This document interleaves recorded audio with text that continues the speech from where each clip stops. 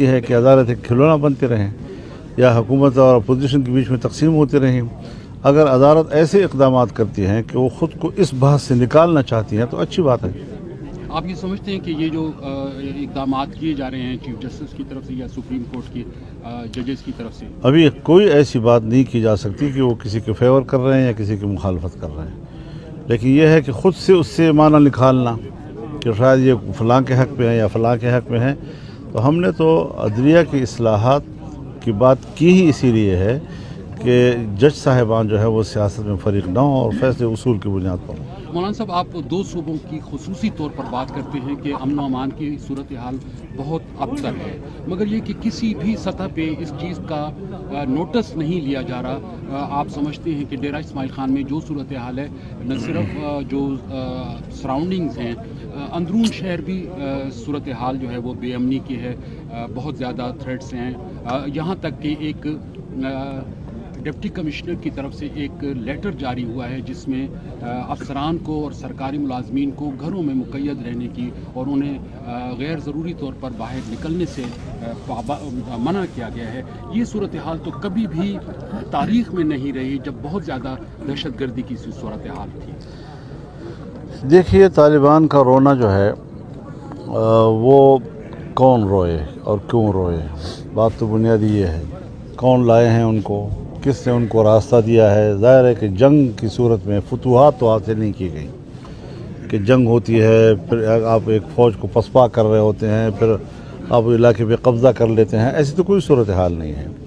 ہر جگہ پر ہماری انتظامیہ بھی موجود ہے، ان کے دفاتر بھی موجود ہیں، وہ کام بھی کر رہے ہیں، وہ اپنے ریٹ بھی جو ہے وہ بتا رہے ہیں کہ ہماری یہاں پر کنٹرول ہے.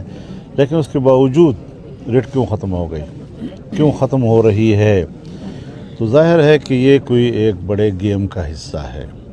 اور آپ دیکھیں جی کہ پورے ملک کے اندر جو دو صوبے ہیں ہمارے، ان دو صوبوں میں یا مذہب کے نام پر بندوق اٹھایا گیا یا قومیت کے نام پر بلوچستان میں بندوق اٹھائے گئے ہیں.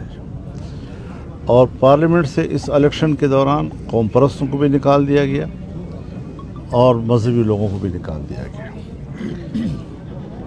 اب ظاہر ہے کہ جب یہ عوام کے نمائندے نہیں ہوں گے تو یہ پھر ان برے حالات کا مقابلہ کرنے کے لیے میدان میں نہیں آ سکتے. ایک زمانہ تھا جب میں نے ایک دعویٰ کیا تھا کہ جہاں جہاں پر جمعیت علماء اسلام کا نمائندہ ہے وہاں وہاں پر امن و امان ہے. وجہ یہ تھی کہ وہ عوام کے حقیقی نمائندے تھے، وہ سامنے آ جاتے تھے. اب انہوں نے ایسے حالات پیدا کر دیے کہ اگر کہیں جمعیت کے نمائندے ہیں تو وہ بھی بے بس ہو گئے. اور ان کی کوشش یہ ہے کہ جو معروف قسم کی کہ قوم پرست قیادت ہے، جو مسائل کو سمجھتی ہے، جو سیاسی زاویے کو سمجھتی ہے، جو حکمت کو سمجھتی ہے، جو دوسروں کو سمجھا سکتے ہیں، یا وہ مذہبی قیادت کہ جو سیاسی معاملات کو پر ادراک رکھتی ہے، وہ معاملات کو سمجھتی ہے، ان کو غیر مؤثر کر دیا جائے اور ان کو کاؤنٹر کرنے کے لیے نئے نوجوانوں کو نکالا جائے. تو اس قسم کی چیزیں حضرت سوائے اس کے کہ وہ علیحدگی کی تحریکوں کو تقویت دیں گے، اس کے علاوہ کوئی اس کا اور نتیجہ نہیں نکل سکتا. تو یہ سوالات آپ کے بالکل وجہ ہیں کہ رفتہ رفتہ ہمارے ریٹ کیوں ختم ہوتی جا رہی ہے. عام آدمی اپنے گاؤں میں، اپنے محلے میں اب اپنے گھر چھوڑ رہے ہیں. کوئی یہ نہیں کہ گورنمنٹ نے کہا ہے کہ آپ علاقہ چھوڑ دیں، لیکن وہ انسان ہیں، انہوں نے روزگار بھی کمانا ہے، ان کے روزگار کے مواقع ختم ہو گئے ہیں. بچوں کو تعلیم بھی دینی ہے، کہاں تعلیم دلائیں، کس اسکول میں دلائیں، کہاں بھیجیں ان کو جی. تو اس خوف کی حالت میں نہ کوئی روزگار کر سکتا ہے، نہ کوئی اپنے بچوں کو تعلیم دلا سکتا ہے. نتیجہ یہ نکل گیا کہ وہ لوگ خود بخود جو ہے وہ علاقے چھوڑ رہے ہیں اور ان کے حوالے کیا جا رہا ہے سب کچھ. مولانا صاحب، آپ نئے انتخابات کی بات کر رہے ہیں اور تحریک انصاف موجودہ انتخابات کو مان نہیں رہی، تو آپ مستقبل میں کوئی ایسی سچویشن آپ دیکھتے ہیں کہ نئے انتخابات کی طرف جایا جائے؟ نئے انتخاب کی طرف جانا پڑے گا اگر ملک کو بچانا ہے. جو اسمبلی کے اندر حکومت بنائی گئی اور اس کے لیے جو مینجمنٹ کی گئی وہ تو 26ویں ترمیم میں ناکام ہو گئے ان کی. تو اس کا معنی یہ ہے کہ ان کا عقل و خرد جو ہے وہ ناکام ہو چکا ہے. اسٹیبلشمنٹ کو ہر قیمت پر الیکشن سے لا تعلق ہونا پڑے گا. جب تک وہ اپنی مرضی کے حوالے سے سوچتے ہیں کہ ہم آئیں گے تو اپنی مرضی کی ہماری اسمبلی ہوگی اور حکمران جو ہے وہ اپنی اکثریت سے ہماری مرضی کے مطابق ترامیم پیش کریں گے اور قانون پاس کرتے رہیں گے. یہ سلسلہ اب نہیں رہیں گے. تو اس قسم کی صورتحال میں کہ جہاں پارلیمنٹ یہ سمجھتی ہے کہ ہمیں تو کوئی پاس کر کے یہاں لایا ہے, ہمیں تو کسی نے یہاں حکومت ہمارے کسی نے حوالے کی ہے, ایسی صورتحال میں حکومت اپنا کردار ادا نہیں کر سکتی. تو آپ یہ سمجھتے کہ اگر 26 ترمیم کو آپ تسلیم نہ کرتے اور آپ سپورٹ نہ کرتے تو یہ ممکن تھا کہ حکومت یہ اپنا ٹینیور یا مینڈیٹ پورا نہ کر سکتی؟ دیکھیے, بات مینڈیٹ کی نہیں ہے, بات یہ ہے کہ اصولاً کون سی چیز صحیح ہے کون سی چیز غلط ہے.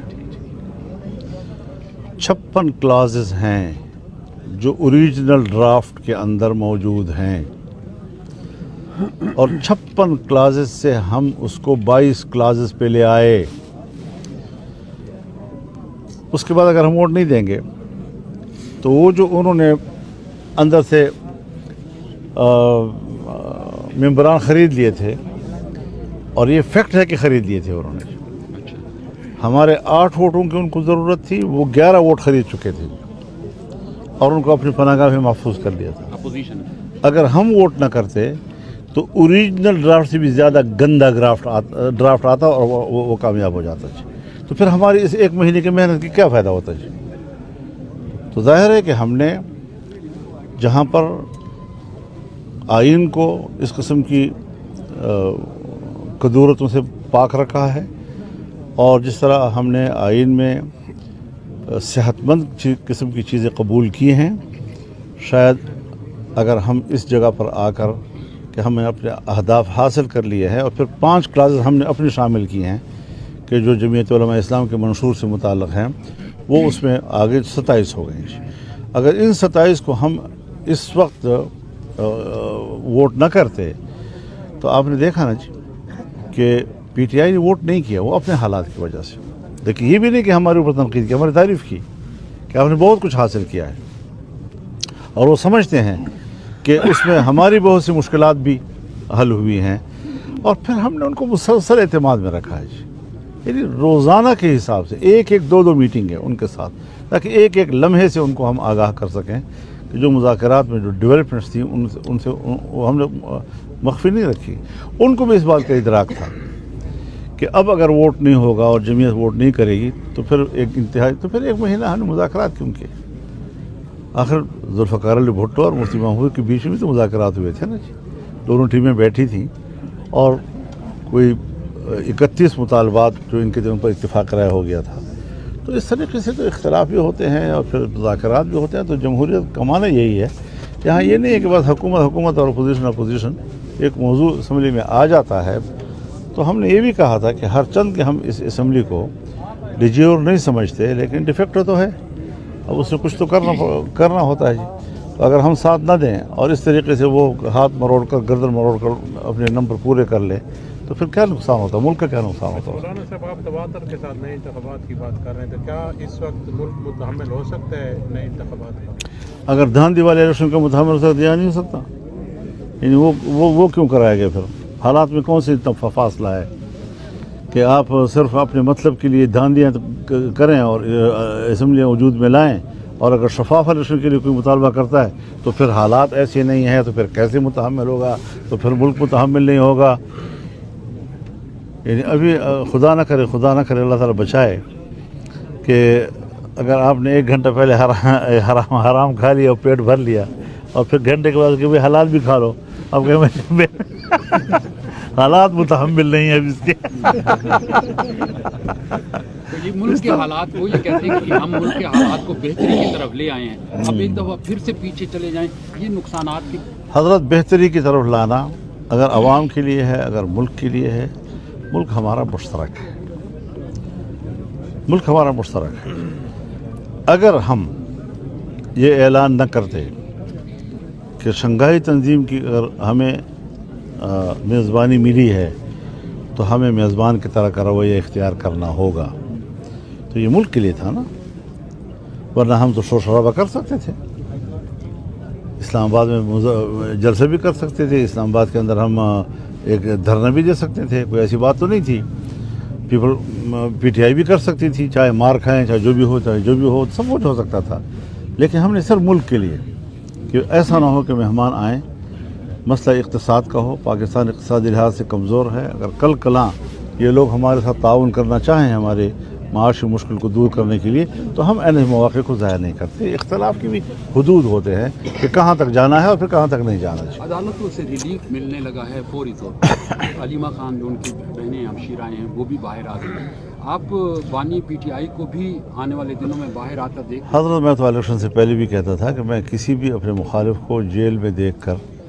خوش نہیں ہوتا، اور نہ ہی یہ جنگ کا طریقہ ہے کہ ایک فریق کے ہاتھ کھلے ہیں دوسرے کو آپ نے باندھ لیا ہے، تو یہ تو میں الیکشن سے پہلے بھی کہتا رہا، میں کسی سیاستدان کے جیل میں ہونے کے حق میں نہیں ہوں، بشمول عمران خان کے۔ ٹھیک ہو گیا؟